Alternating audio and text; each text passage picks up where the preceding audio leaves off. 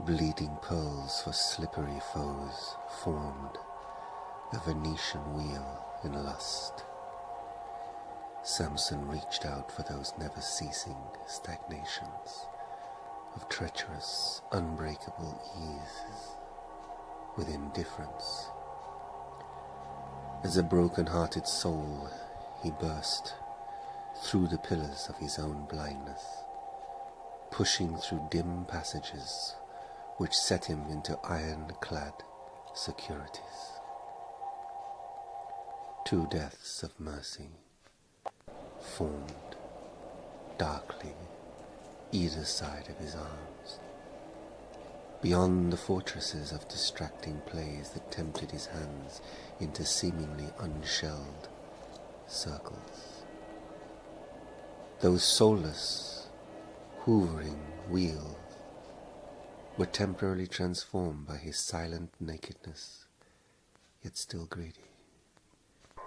He could slay for the vertically few, dedicated to the ways of replacement, by the strikes of his hammer. Such was his being, such was his glamour.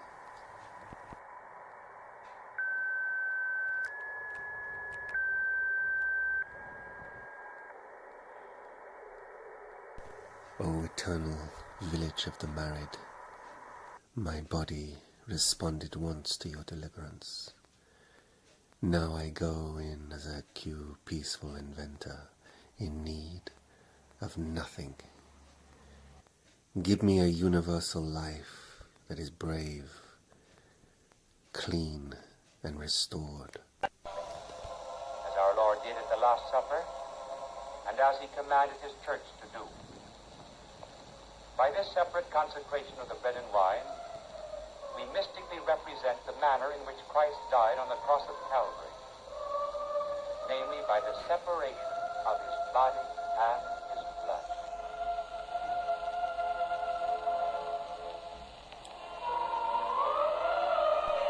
Dogs bark at the lambs of the sea, within the rear pulse of our minds.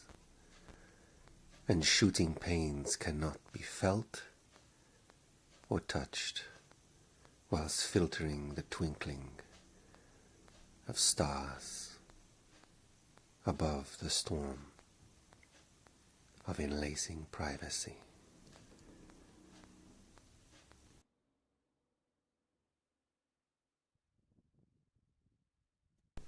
A serenade with ego is like a need for abduction of a well-to-do fellow who has lost his way.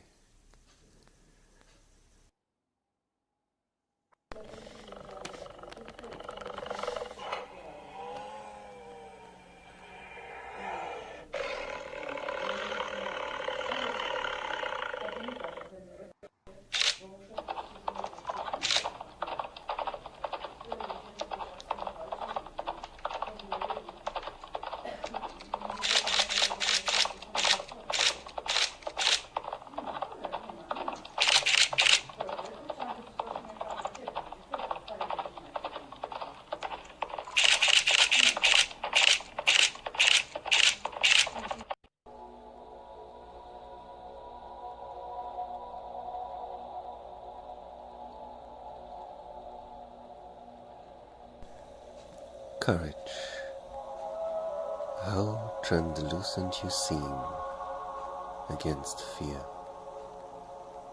A crystallized ball in a room, waiting in a hall for certainty.